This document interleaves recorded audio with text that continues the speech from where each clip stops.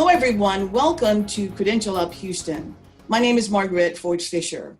Today, we will discuss new and evolving technologies and how they will impact our future and our daily lives. Joining us is Dr. J. Michael McQuaid, who earned his BS, MS, and Ph.D. degrees in physics from Carnegie Mellon University. He also has an honorary Doctor of Science degree from the University of Connecticut for helping UConn to attain a more sustainable energy footprint. As we set the stage further for our discussion, I would like to share more about Dr. McQuaid's impressive credentials with you. He has held senior level positions with United Technologies Corporation, 3M as president of their medical imaging division, iMation, and Eastman Kodak. He has also served as a board member for Carnegie Mellon University, and in 2013, Dr. McQuaid was appointed to President Obama's Council of Advisors on Science and Technology. He is a founding member of the Defense Innovation Board that advises the Secretary of Defense on how best to advance technological innovation. Currently, Dr. McQuaid is Vice President for Research at Carnegie Mellon University, and we are absolutely delighted to welcome him to our program today. Dr. McQuaid, thank you so very much for joining us. I am very happy to be here, and they're very kind to make people sit through that whole recitation. So thanks very much. Happy to be here. Well, you are so deserving, and we are so proud and so privileged to have you join us today. And so what I'd like for you to tell us is how your vast professional experiences have informed and shaped your thinking about technology and its impact upon academia, industry, and society, please. That's a great question. So I have been very fortunate to do two things. One is to be able to be in several fields over the course of my career that I really, really loved. And second, to be able to feel like I was in a position where those fields not only were something that were personally exciting, but feel like they really made a difference. So I spent the first 25 years of my life in healthcare, and I always used to tell my family that one of the beauties of being in a healthcare business was when you got home after a really, really long day and you realized your family might have to engage in the healthcare system. Somebody had to go to the doctor, somebody had to go to the hospital, and you saw the products you made or the solutions or services, you had an immediate sense of feedback that what you were doing mattered. So it was great ability to connect technology and innovation. Well, you're absolutely right. And certainly during this time when there's so many individuals who are suffering as well with COVID-19, right. Certainly you must feel a sense of just gratitude for all of the partners that you've worked with and to see the benefits of the products that you produced. I was intrigued. You made the comment in one of your speeches that universities must prepare for a technology-enabled future. And that, of course, also applies to community colleges.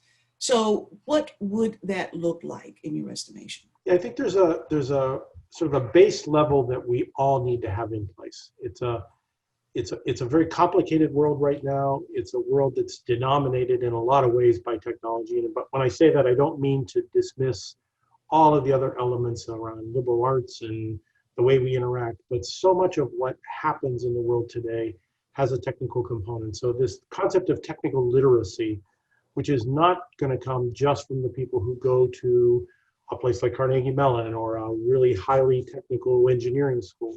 There's a level of that, I think, that's necessary for everybody. And the community colleges play an enormous role in that because there just isn't enough time, for example, in a high school education, or there isn't enough time if you're working full-time and need to get some technical information. So the community colleges have to play that really key role in establishing a baseline so that people can be informed and make informed decisions. And I think that's a big element of the role that all of those universities and sort of various kinds of educational institutions have to bring to bear right now. It's a very difficult time now for a number of young people, those who may be underprepared and those who are struggling with digital technology, as it were, and those who frankly don't have the technology to continue with their work. So obviously there will have to be some provisions made in order to reach those students as well. What are your thoughts about that? Right. And coupled with that, what are your thoughts about the future of brick and mortar buildings and campuses? Yeah, it's a really good question. So let me take them sort of in order. So first of all, I think we all are going to need to get a lot more comfortable that not everything is a 1-year class or a 4-year degree, that there's a lot of skills that people need that can be accomplished in a lot of different ways. They can be accomplished in shorter certification programs. They can be accomplished in more intensive programs. Not everything has to follow the old model. I think the delivery model is, and I think COVID is teaching us a lot. I think that one of the things we learn at a place like Carnegie Mellon is to really focus on what the on-campus long-term need is for students. There's a maturing that comes with that. There's an ability to immerse much more deeply when you're just doing school. And yet there's a whole segment of society for which that's not the appropriate model. And I think looking at ways that we deliver technology-enabled education, I think all of those are going to change. Do I think that bricks and mortar universities are going to go away? No, I don't.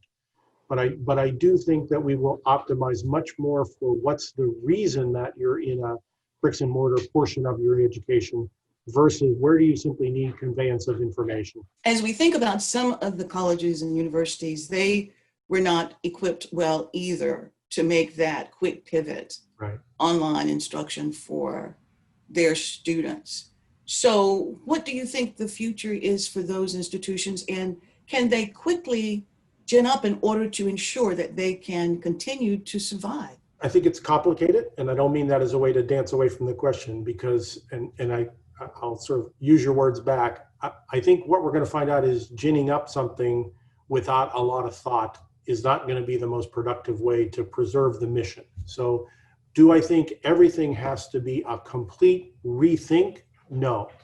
But do I think that with a planful process, that people will be able to integrate a much more online learning portion into their existing in-person education? I think we're all going to be forced to do that because I think what we're learning here is that combination is actually not just a way to solve the current problems. It's actually possibly a more productive way to deliver education. Well, certainly, I fully agree. And there is an adult working population that really depends upon that process to completing their credentials as well. I had the privilege a number of years ago to interview Dr. Edward Teller, and I must tell you that was one of the most interesting and impressive interviews that I'd ever done. And I thought initially it was going to be very difficult to interview him, given the fact that, he has such an extensive background. But one of my first questions was, how is physics a part of everyday life? And the way he was able to explain that, he was able to engage students and get them even more interested in pursuing physics. And I'd like to hear your comments about that as well. So how is physics, in your view, a part of everyday life that would encourage more students to pursue fields such as those that you have? So I'm going to tie two things together here because I'll go back to what we were talking about before.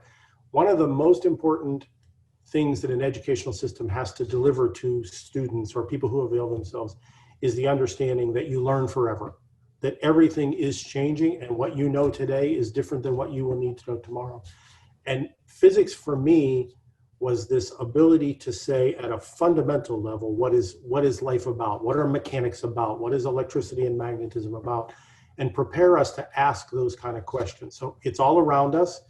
Physicists are really quite arrogant. We think that all other sciences are a branch of physics. So Dr. Teller was famous for letting people know that everything could be reduced to a physics problem. But I think it does give you a feeling of the world works in lawful ways, and that we need to understand those to be able to interact correctly in the world. That's excellent. And what we'd like to do is to explore that further, because we know that we need more individuals who are enrolling in STEM fields in order to continue the great work that you've started and you're continuing to do. So Dr. McQuaid, we will take a break. Great. And when we return, we will discuss future technology trends and how they will influence how we live and work. So please stay with us.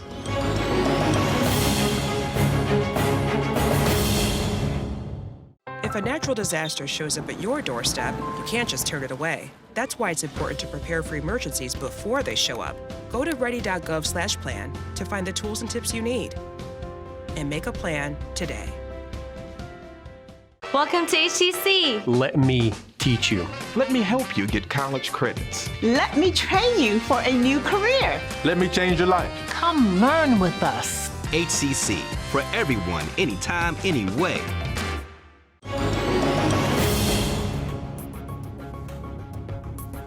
Welcome back to Credential Up Houston. Our guest is Dr. J. Michael McQuaid, Vice President of Research at Carnegie Mellon University. Dr. McQuaid, we are just so delighted to have the benefit of your wisdom today as we have this conversation.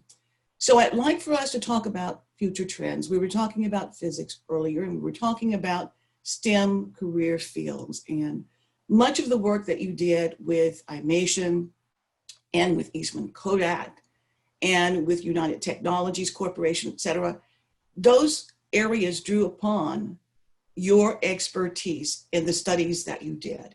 And you were making reference to what students need to know now, particularly as we look to the future. And so I'd like to talk about some of those future trends. And I'd like to ask you first about 5G and what is the likely pathway forward for 5G in your estimation? So on one hand, the path forward for 5G is it's here, it's coming, and it will change the way we use bandwidth, sort of in simplest terms. My answer is a little bit hesitant because there's still a lot of technology that has to technology development that has to happen. It's a different situation than current 4G networks in that the United States was in front in 4G and in some sense was able to define the global standards for 4G. I think as a country, we need to understand how the decisions we make on 5G technology will impact and play around the rest of the world because there's some other big players this time around. So I think there's a bit of technology development. We're starting to see it. We're starting to feel it. I think it changes a lot though because it makes life more real time. This those of us who have been around for a long enough time remember waiting for something to show up on a screen. My kids don't think about that, except when something goes wrong. They're completely puzzled why anything could not be instantaneous, right? So I think 5G is going to give us that capacity that really is quite different than what we have today. And like every technological revolution, we will find new things to do. We will find new things that we just didn't dream possible, particularly in areas where there's large amounts of data or large amounts of communication that has to happen back and forth. And so I think when you look at deployments of fleets of autonomous vehicles, when you look at machine learning that needs vast data sets to be able to process in real time and in the way we can deliver recommendations, 5G makes all of that much more pliable, much more possible. And Carnegie Mellon is certainly one of the institutions that was at the front, the lead for self-driving vehicles.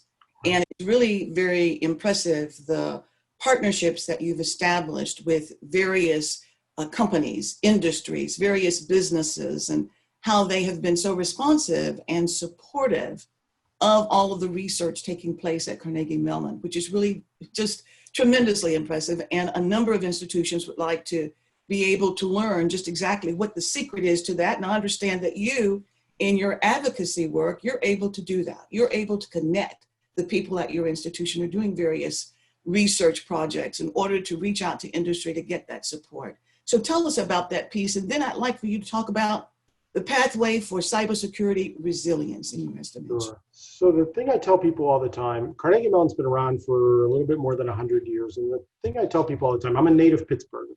If you want to understand Carnegie Mellon, you look at the founding documents from Andrew Carnegie when he started Carnegie Tech. And he basically said, I want to start a university to give a practical engineering education to the children of the people who work in the steel mills of Pittsburgh. That phrase, a practical education, that's the DNA of this university. So I tell people all the time, I'm a vice president of research. Part of my job is getting people to spend money on research at CMU. I tell people all the time, your money is important and I am legally obligated to always take your money. That's my job. But what's most important is the practical problems you bring to the university. And that's this unique flavor of CMU, this ability for our faculty to do brilliant cutting edge research, defining the future of AI, defining the future of robotics and autonomy, but doing it in the context of what's the real world application. And the net result of that is exactly what you're saying. We formed the National Robotics Engineering Center 30 years ago. 2 miles from campus, a big laboratory development deployment center. There are now over 70 robotics companies that have been formed in and around that location. Some of the early work on machine learning has resulted in over 30 plus AI companies in Pittsburgh. There's a technology base, there's a great university base, all necessary, but there's also real problems that need to be solved that matter to the people in the Pittsburgh community. And that's the connection, I think, that makes it work. That is, and of course, AI, that artificial intelligence, plays a key role in everything as well and is projected to be even more significant into the future, particularly as we look at the self-driving vehicles, those autonomous vehicles. So tell us about that. Yeah, it's a very good question in the following sense. This other great attribute about CMU is if you ask a faculty member which department they're in, they're typically going to tell you 3 or 4 answers. This ability to bring an all of CMU approach. So why do I talk about that as it relates to AI? AI is not just technology. It's not just the latest computer algorithm. It's the ethical implications. It's the societal implications. And so when we talk about using machine learning systems to make optimization decisions, we are also worried about the differential impact of that on the community. And we have people, that is their expertise. This whole approach that says, what's the problem we're trying to solve? How do we approach it technically? How do we approach it sociologically? How do we approach it ethically? How do we approach it with an eye to the future of who is going to be impacted and how we do that in a fair and equitable way becomes a really, really important part of machine learning and AI in general, because they have the ability to affect so many elements of society. So true. And I was thinking also about trust. And there seems to be a lot of concern about cybersecurity. Right. And how do you now engineer systems for trust of networks? So any thoughts about that? Yeah, I'll give you sort of 2 completely different answers. So first of all, I'm going to relate this back to 5G too. I am a big proponent, and it's a lot of the work we do on the Defense Innovation Board, in what we call the concept of zero trust. So if you think you are going to secure what happens on your networks by securing your networks, that's probably a mistake. That the way you have to secure things is by encrypting data at rest, encrypting data in motion, encrypting computation. You have to assume that you are compromised. And in a lot of ways, that's the 5G question too. How can I be operating in a known compromised environment in a way that I'm safe? Cybersecurity theory and cybersecurity methodology works on that same basis. I can create perimeters, but I can't rely on perimeters. And the other major research theme here at CMU, both in the main campus and at a federally funded center called the Software Engineering Institute, is how we look at the applications of AI to cybersecurity.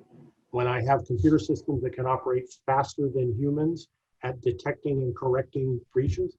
Conversely, what attack surfaces does AI present to a cyber attacker? It's a new field, it has its benefits, and it presents new problems. And taking that holistic view is also key to what we do research on here at CMU. Yeah, I was doing some reading and preparing for the interview, and I did not completely understand the exascale computing. So could you explain that for us, please? Exascale computing is the phrase we use for what is currently the highest performing computers in the world. So these are, think about the big iron computers, the big computational simulation machines that are in our national laboratories. These are, exascale, 10 to the 18th computations per second, 10 to the 18th bytes of storage. This allows us to go after the largest simulation problems, things like climate, things like energy efficiency, things like modeling weather, things like modeling disease and protein folding. And so we've had this steady progression of sort of a factor of 1,000 in each generation. And exascale is sort of where we are right now. The interesting thing is that we have historically pursued that path for big solutions of big, large differential equation problems. Machine learning and big data analytics is a bit of a different vector, and how those two come together to determine the best solution to a problem may be a probabilistic data version rather than a large-scale simulation. It's a really different world right now. We're deploying exascale at a national level right now. We're in discussions about what you do next. So, that's so interesting, because I was reading also one of the comments that you made that in the future, we're going to be looking more at probability than an academic rigor, as it were. So I think that's fascinating. When we come back, we're going to talk about the Defense Innovation Group that you work with. Right. We are going to take a break now, and we're also going to talk about how administrators can prepare their colleges, their students, and their communities for a technology-enabled future. So please stay with us.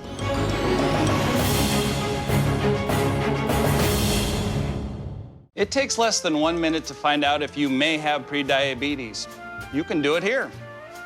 But I get it, you're busy, and busy people can't have prediabetes. I read that wrong. They can, okay? Just go to the site. The faculty at HCC represents the best of the city. They're committed to getting our students to their goals. A 4-year degree. Workforce training. A better life. HCC, for everyone, anytime, anyway.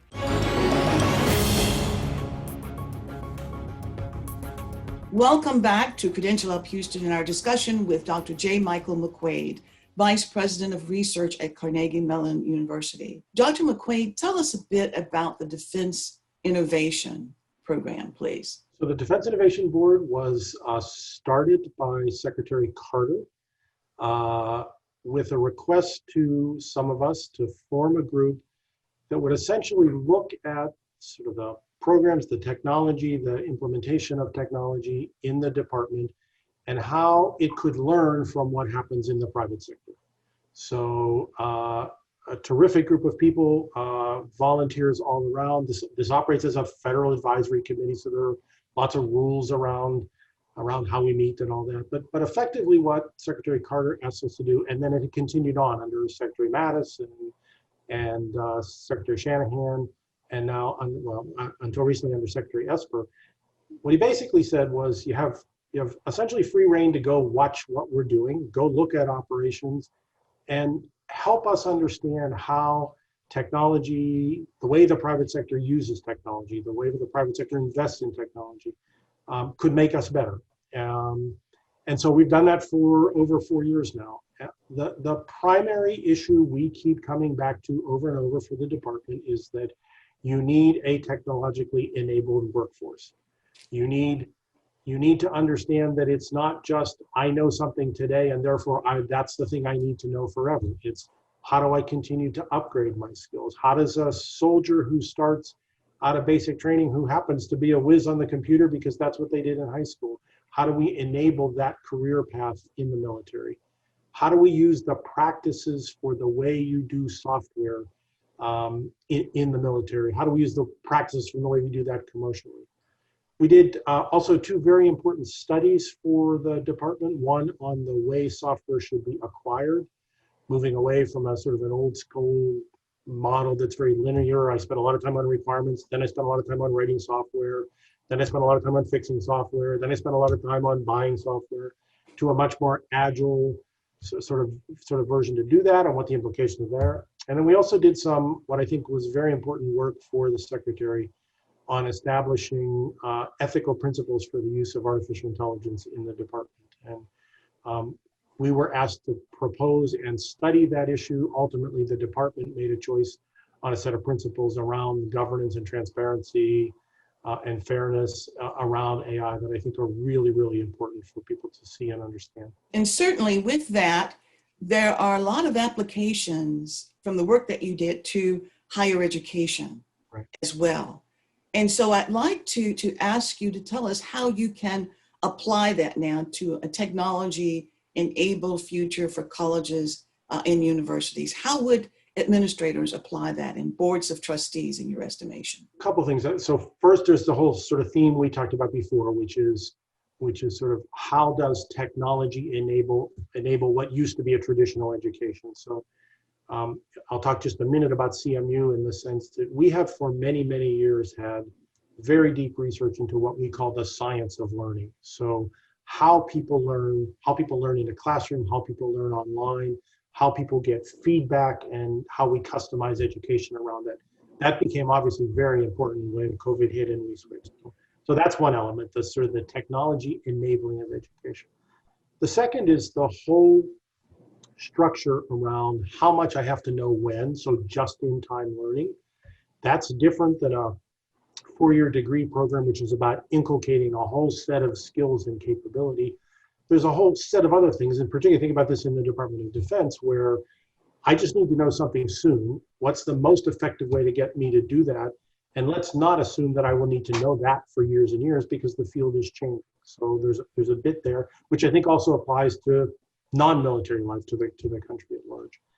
And the last thing I would say is there's a quote, and I won't get the quote right, so forgive me, but is a quote that's something along the lines of the first responsibility of the academic community is to teach students that they can actually learn, to teach people that they really can learn and need to continue to learn. And I think that becomes a really, really important mission and message for the academic community writ large.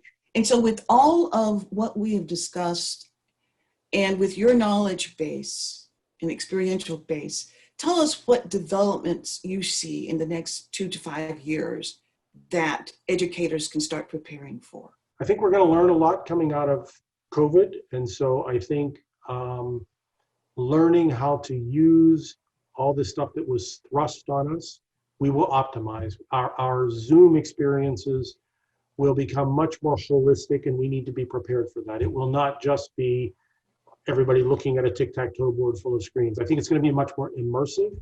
I think the applications of AI and virtual reality are going to give us a much more real-time experience and a much more feedback, if I can use that word, a much more sort of experience where we are adjusting on the fly. And I think from an education point of view, that's a big bellwether. I think the second thing, which is a subject we haven't really talked about a whole lot, is I think we're gonna have to be prepared for how technology can enable a fairer and more equitable world. So issues around diversity and equity and how we use technology to help the underserved or formerly underserved, as opposed to create even bigger gaps between those who've been served and those who have been underserved. I think technology becomes a part of that. Now, if I was a betting man, I'd be thinking about autonomous vehicles long and hard.